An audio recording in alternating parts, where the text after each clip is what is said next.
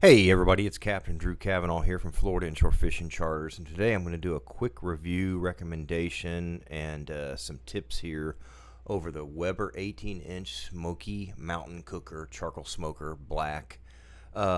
This is a barrel smoker that I've had for quite a while now, and over the years it still produces from day one as if I had just gotten it today. I am so impressed with the Weber line of products that anybody that's used Weber knows that they're a quality name. They last, they work, and they just produce excellent results.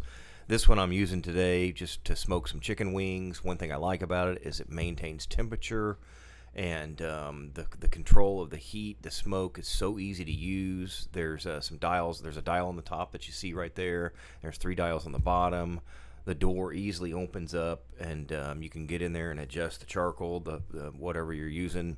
This one, this day right here, I'm using applewood and charcoal. As you can see, it maintains right around the 210 degree temperature.